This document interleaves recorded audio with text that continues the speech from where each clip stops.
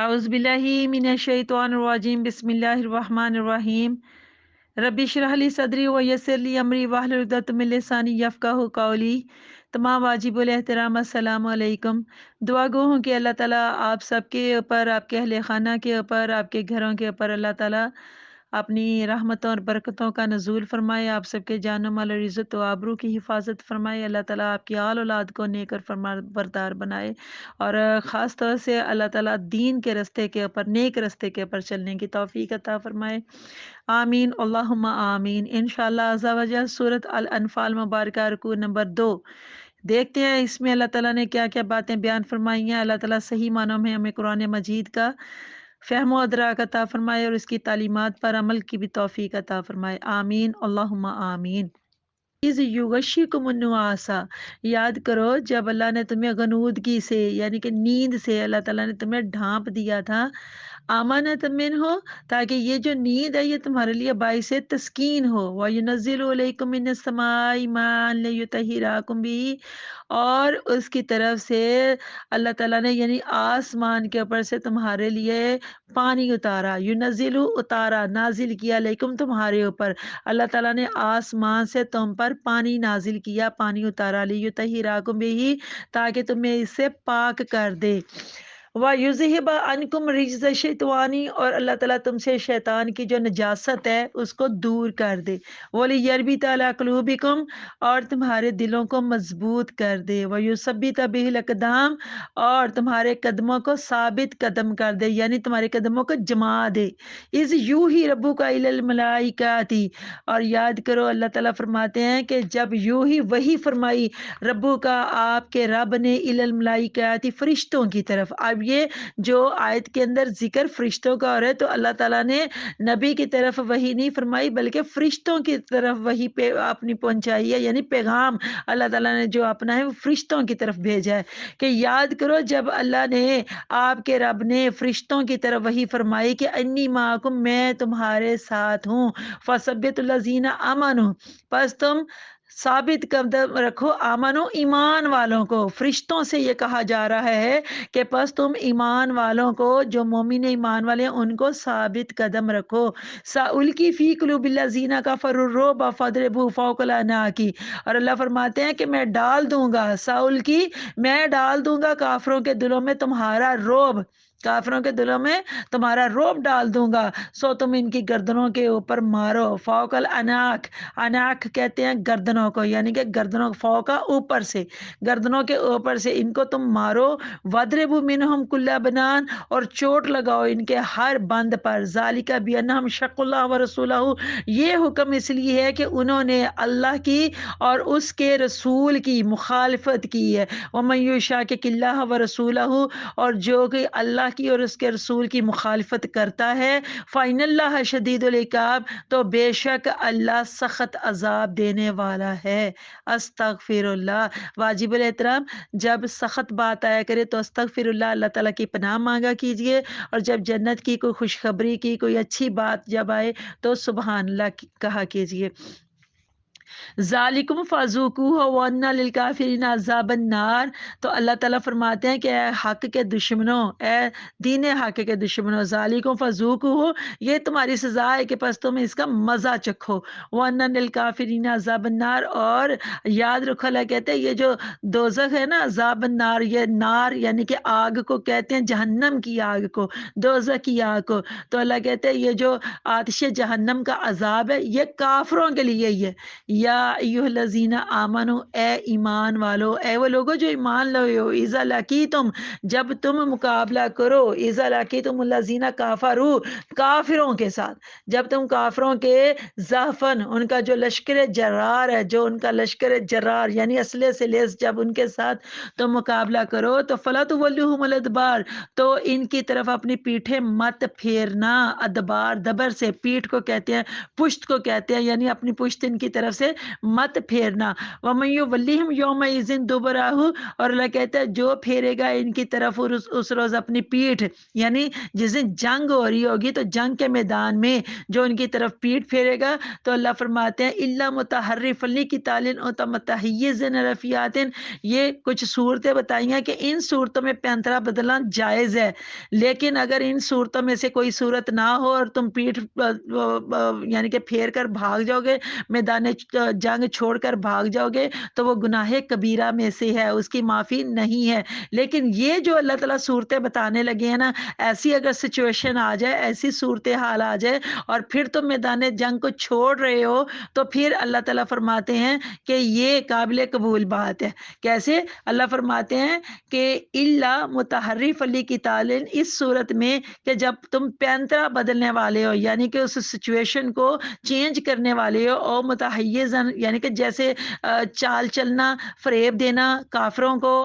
دشمن کو جو مقابلے میں ہوتے ہیں ان کو فریب دینے کے لیے میدان جنگ کو تھوڑی دیر کے لیے چھوڑ کر بھاگنا۔ اللہ کہتے ہیں او یا متحیزن الی فیاتن، لڑائی کے لیے یا پلٹ کر آنے والے ہو، الی فیاتن اپنی جماعت کی طرف، فقط بغضب من اللہ، تو اللہ فرماتے ہیں تو وہ اللہ کے غضب کا، اللہ کہتے ہیں تو اس صورت میں وہ اللہ کے غضب کا مستحق نہیں ہوگا۔ لیکن اگر ان صورتوں میں سے کوئی صورت نہیں ہے اور پھر بھی وہ دم دبا کر یعنی کہ میدان جنگ چھوڑ کر بھاگے، تو پھر کیا ہوگا؟ وہ اللہ کے غضب کا مستحق ہوگا۔ وَمَأْوَاهُ جہنم، اور اس کا ٹھکانہ جہنم ہے، وہ بئس المصیر، اور اللہ کہتے ہیں یہ جو ٹھکانہ جہنم ہے نا، یہ بہت بری لوٹنے کی جگہ ہے، مصیر لوٹنے کی جگہ بہت بری، بئس بہت بری۔ اللہ فرماتے ہیں فَلَمْ تَقْتُلُوهُمْ، تم نے نہیں قتل کیا، یعنی جب ایمان والے کافروں کے ساتھ جنگ لڑ رہے تھے اور جنگ میں فتح ملی، کامیابی ہوئی، اور کافر جو یعنی کہ مارے گئے 70 کے قریب اس وقت بدر کی جنگ میں، تو اللہ فرماتا ہے فَلَمْ تَقْتُلُوهُمْ، تم نے نہیں قتل کیا، وَلَكِنَّ اللَّهَ قَتَلَهُمْ، بلکہ انہیں اللہ نے قتل کیا ہے۔ وَمَا رَمَيْتَ إِذْ رَمَيْتَ، اور اے میرے محبوب، اللہ تعالیٰ اپنے محبوب سے یہ بات کر رہے ہیں، اپنے حبیب صلی اللہ علیہ وسلم سے، کہ وما رمیتا، جب آپ نے یعنی مٹھی بر خاک جو ان کی کافروں کی طرف، جو دشمنوں کی طرف پھینکی تھی، وما رمیتا، جو آپ نے پھینکی تھی نا، وہ ما رمیتا، وہ آپ نے نہیں پھینکی تھی، از رمیتا، اور جب آپ نے وہ پھینکی تھی وہ آپ نے نہیں پھینکی تھی، ولیکن اللہ رما، اور لیکن وہ اللہ نے پھینکی تھی، یعنی کہ وہ جو پھینکی تھی نا مٹھی بر خاک دشمنوں کی طرف، کافروں کی طرف، جو ریت کی جو نیچے زمین سے اٹھا کر تو وہ پھر ان کی طرف پھینکی تھی، جس سے ان کی آنکھیں اندھی ہو گئی تھی، تو اللہ فرماتے ہیں وہ آپ نے نہیں پھینکی، ولیکن اللہ رما، بلکہ اللہ تعالیٰ نے وہ پھینکی تھی، وَلِيُبْلِيَ الْمُؤْمِنِينَ مِنْهُ بَلَاءً حَسَنًا، تاکہ احسان فرمائے ایمان والوں کے اوپر اپنی جناب سے، اور یہ بہترین احسان ہے اللہ تعالیٰ کے، یہ جو احسان ہے یہ بہترین احسان ہے اللہ تعالیٰ کی جناب سے۔ ان اللہ سمیع علیم، اور بے شک اللہ تعالیٰ سب کچھ سننے والا ہے اور علیم جاننے والا ہے۔ ذالکم وان اللہ موہن کید الکافرین، یہ تو ہوا، اور بلا شبہ وانا حقیقتاً، یعنی کہ بلا شبہ یقیناً اللہ کمزور کرنے والا ہے کس کو؟ کید الکافرین، کفار کے مکر کو، ان کے فریب کو، ان کی چالوں کو اللہ تعالیٰ کمزور کرنے والا ہے۔ ان تستفتحوا فقد جاءکم الفتح، تو اللہ کہتے ہیں اے کافرو، اگر تم فیصلے کے طلبگار تھے، یعنی کہ تم فیصلہ مانگتے تھے، تم طلبگار تھے، تو لو آ گیا تمہارے پاس فیصلہ۔ فتح، یہ جو فتح کامیابی کو بھی کہتے ہیں اور فتح فیصلے کو بھی کہتے ہیں، یہ دو طرح سے اس کا مطلب یہاں پر ہم یوز کریں گے، ایک کامیابی کے معنی میں فتح یعنی نصرت، کامیابی کے معنی میں، اور دوسرا فیصلے کے معنی میں۔ اللہ کہتے ہیں کافروں سے کہ اگر تم فیصلے کے طلبگار تھے تو لو تمہارے پاس فیصلہ آ گیا۔ وَإِن تَنْتَهُوا فَهُوَ خَيْرٌ لَكُمْ، اور اگر تم اب بھی باز آ جاؤ تو فَهُوَ خَيْرٌ لَكُمْ، تو یہ تمہارے لیے بہتر ہے۔ وَإِن تَعُودُوا نَعُدْ، اور تمہارے لیے یہ بہتر بھی ہے، اور اگر تم شرارت کرو گے، وَإِن، اور اگر اللہ کہتے تم شرارت کرو گے تو پھر ہم سزا دیں گے۔ وَلَن تُغْنِيَ عَنْكُمْ، تم اور نہ فائدہ پہنچائے گی تمہیں تمہاری یہ جماعت، فیتکم تمہاری یہ جو جماعت ہے نا تمہیں کوئی فائدہ نہیں پہنچائے گی، شین کچھ بھی، ذرا سا بھی، مطلب تمہیں فائدہ نہیں یہ پہنچائے گی، یعنی کہ جتنی بڑی مطلب تمہاری تعداد ہے، جتنی بڑی جماعت ہے، یہ بڑی تعداد اور بڑی جماعت بھی تمہیں کوئی فائدہ نہیں پہنچائے گی، ولو کثرت، چاہے تم، اللہ کہتا ہے بہت زیادہ ہو، تعداد میں کثرت، کثرت کے ساتھ بہت زیادہ ہو، چاہے تم کثرت میں ہو، تاکہ چاہے تم بہت زیادہ ہو، اللہ کہتے ہیں وَأَنَّ اللَّهَ مَعَ الْمُؤْمِنِينَ، وہ کیوں تمہیں وہ جو بڑی جماعت کا ہونا، بڑی تعداد میں ہونا بھی تمہیں فائدہ نہیں پہنچائے گا، یہ بات اللہ تعالیٰ نے اس لیے کی کیونکہ اللہ تعالیٰ فرماتے ہیں وَأَنَّ اللَّهَ مَعَ الْمُؤْمِنِينَ، اور بے شک اللہ ایمان والوں کے ساتھ ہے، یقیناً اللہ تعالیٰ اہل ایمان کے ساتھ ہے، بے شک، صدق اللہ العظیم۔ سورت الانفال کا رکوع نمبر 2، پارہ نمبر 9 ہے اور اس کی آیت نمبر 11۔ آیت نمبر 11 کے مطابق کافر لوگ بدر کے مقام پر پہلے پہنچ گئے تھے، بدر کے مقام کے اوپر یہ پہلے پہنچ گئے تھے۔ اس کا جو تھوڑا بیک گراؤنڈ تھا، پس منظر، ہم نے وہ رکوع نمبر 1 میں بہت اچھے سے تفسیر کے ساتھ اس میں بیان ہوا ہے، تو ایک دفعہ اس کو سمجھنے کے لیے رکوع نمبر 1 بھی آپ لوگ سن لیجئے گا۔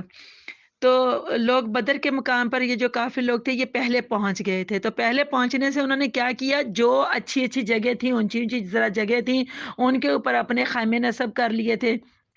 اور وہاں پر جو پانی تھا وہ اس کے اوپر بھی قبضہ کر لیا تھا، اور جب مسلمان وہاں پہنچے تو مجبوراً ریت کے ٹیلوں کے سوا کوئی جگہ خالی نہ تھی۔ اب نماز کا وقت آتے ہی تو وضو کے لیے پانی نہیں تھا، کیونکہ پانی کے اوپر تو کافروں نے پہلے ہی قبضہ کر لیا تھا، تو مومنوں کے لیے پانی بھی نہیں تھا، نہ پینے کے لیے ان کو دستیاب، نہ ان کو وضو کے لیے دستیاب، تو اسی طرح سے پیاس بجھانے کے لیے بھی ان کے پاس پانی نہیں تھا۔ اس صورتحال سے مسلمانوں کو کافی تکلیف کا سامنا کرنا پڑ رہا تھا۔ اللہ تعالیٰ نے اپنے فضل سے اس تکلیف کا ازالہ فرما دیا۔ جس صبح کو جنگ ہونا تھی اس سے پہلے ہی اللہ تعالیٰ نے کیا کیا، رات کو بادل امڈ کر آئے اور خوب بارش ہوئی، مسلمانوں نے حوض بنا کر پانی جمع کر لیا، اس طرح پانی کی قلت دور ہو گئی۔ اور دوسرا بڑا فائدہ بارش سے یہ ہوا کہ پانی سے جو ریت تھی وہ جم گئی، پانی سے جو ریت تھی وہ بھی مطلب اپنی جگہ کے پر سٹل ہو گئی، تو مسلمانوں کے چلنے پھرنے میں بھی آسانی ہو گئی، اور کافروں کا خیمے کیچڑ سے بھر گئے، یوں ان کے لیے چلنا پھرنا مشکل ہو گیا۔ اس طرح سے اللہ تعالیٰ نے ایمان والوں کی مدد کی۔ پھر ایمان والوں پر اللہ نے ایک اور کرم فرمایا کہ ان کے اوپر اللہ تعالیٰ نے نیند کا غلبہ دیا، رات خوب یہ سوئے رہے، اچھی طرح سے انہوں نے نیند بھر کر لی، اور صبح جب اٹھے تو سب کے سب تازہ دم تھے۔ اور اسی بات کو یا اللہ تعالیٰ نے آیت میں امانۃ منہ، کہ اللہ تعالیٰ اس کے اوپر ذرا غور فرمائیے کہ اس سے اللہ تعالیٰ نے ان کو امن دیا، اللہ تعالیٰ نے ان کو کس طرح سے راحت دی۔ یہ الفاظ بڑے غور طلب ہے، یہ نیند اتفاقیہ نہیں تھی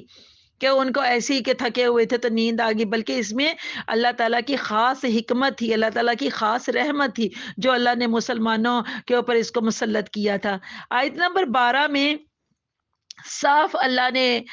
فرمایا کہ یہ جو وحی تھی نا، یہ نبیوں کی طرف، نبی کی طرف نہیں تھی، یہ فرشتوں کی طرف یہ وحی فرمائی گئی ہے کہ میں تمہارے ساتھ ہوں۔ آیت نمبر 13 میں اللہ تعالیٰ کافروں کی اصل بات بتا رہا ہے کہ کیوں انہیں یہ ذلت اور رسوائی کا سامنا کرنا پڑا۔ یہ ذلالت ان کی کئی سالوں کی اسلام دشمنی کا نتیجہ تھی، یہ عرصہ 14-15 سال پر محیط تھا، یعنی کہ پیچھے سے یہ دشمنی چلی آ رہی تھی، آج کوئی نئی بات نہیں تھی۔ اسی لیے اللہ تعالیٰ نے آیت نمبر 14 میں فرمایا کہ اب یہ سزا ہے، پس اس کا تم مزہ چکھو۔ یہ جو اسلام دشمنی تم مسلسل کرتے آ رہے ہو نا، ایمان والوں کو بھی تنگ کرتے آ رہے ہو، طرح طرح سے ان کے اوپر ظلم کرتے آ رہے ہو، ان کو تکلیفیں دے رہے ہو، ان کے رستے میں تم لوگ مصیبتیں بچھا رہے ہو، تو پس اس کا تم اب مزہ چکھو۔ اور یہ جو آگ ہے نا جہنم کی، یہ اللہ فرماتے ہیں یہ کافروں کے لیے، اللہ کے نافرمانوں کے لیے ہے۔ استغفر اللہ۔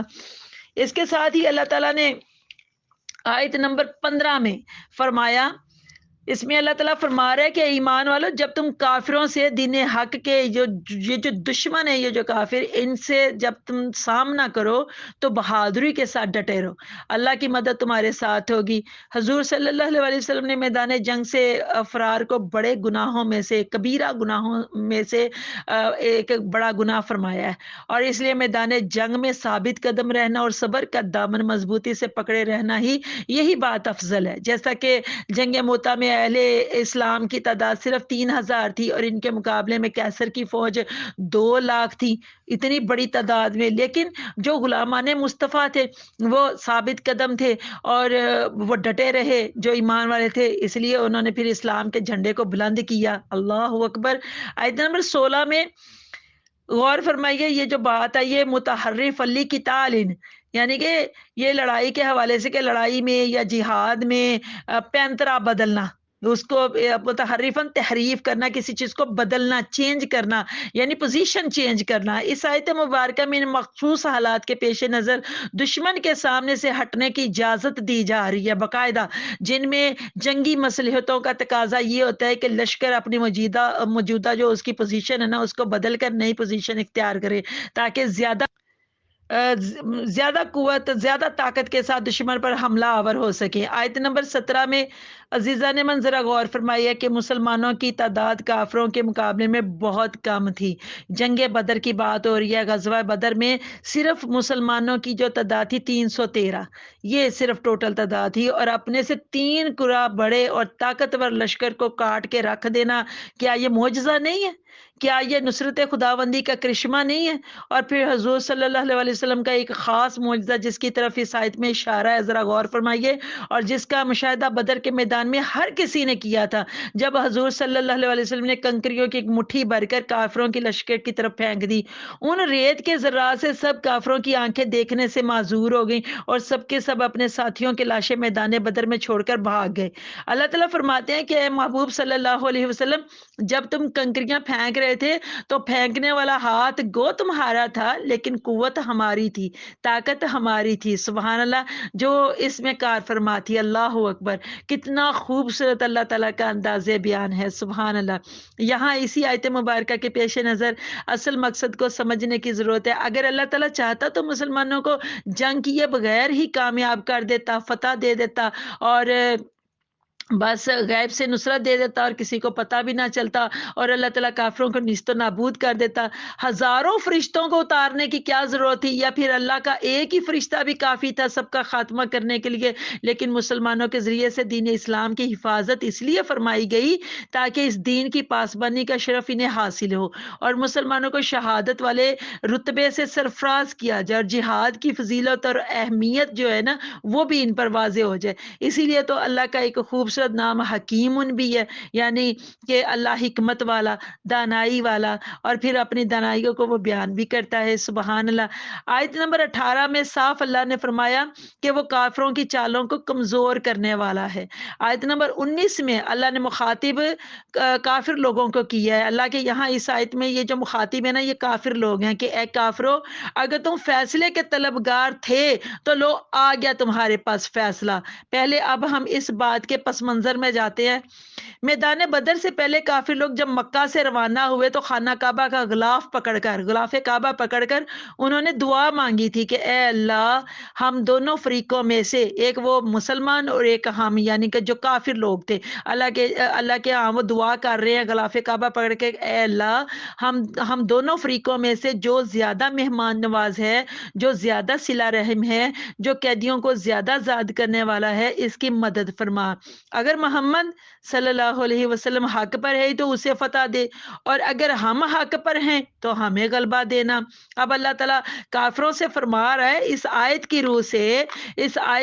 روح سے اللہ تعالیٰ کافروں سے فرما رہا ہے کہ وہ دعا جو تم نے مانگی تھی وہ قبول ہوئی، جو حق پر تھا وہ غالب ہوا، اور جو باطل سے چمٹے ہوئے تھے وہ مغلوب ہوئے۔ اب تم باز آ جاؤ اپنی حرکتوں سے، اپنی ان باطل چیزوں سے اب تم باز آ جاؤ۔ اگر ابھی بھی تم نے حق کو قبول نہ کیا، اور اس کی مخالفت سے، یعنی اسلام اور دین حق کی مخالفت سے تم باز نہ آئے، تو یاد رکھو آئندہ بھی ایسی ہی شکستوں سے دو چار ہونا پڑے گا۔ اور اللہ نے صاف فرما دیا کہ اگر تم پھر شرارت کرو گے تو ہم پھر تمہیں سزا دیں گے۔ آیت کے آخر میں اللہ نے فرمایا وَأَنَّ اللَّهَ مَعَ الْمُؤْمِنِينَ، اور یقیناً اللہ تعالیٰ ایمان والوں کے ساتھ ہے۔ ماشاءاللہ، سبحان اللہ۔ دعا کرتے ہیں کہ اللہ تعالیٰ ایمان والوں کے ایمان اور مضبوط کرے اور ہمیں راہ راست پر چلنے کی توفیق عطا فرمائے۔ آمین، اللہم آمین۔ اللہ آپ سب کا حامی و ناصر ہو۔ اجازت چاہتی ہوں، اللہ حافظ۔ میرے عزیز بہن بھائیوں، آپ سب سے گزارش ہے کہ میرے چینل قرآن ہماری زندگی کو بطور صدقہ جاریہ سبسکرائب کیجئے، اور ہر لیکچر سننے کے بعد اپنے کمنٹس کے ذریعے میری حوصلہ افزائی ضرور کیا کریں۔ بیل آئیکن کو بھی ضرور پریس کر دیجئے تاکہ نیو لیکچرز کے نوٹیفیکیشنز آپ کو بر وقت ملتے رہیں۔ اللہ تعالیٰ آپ سب کو ایمان کی دولت سے مالا مال کرے اور قرآن کا صحیح فہم عطا فرمائے، آمین۔ جزاک اللہ خیرن کثیرہ۔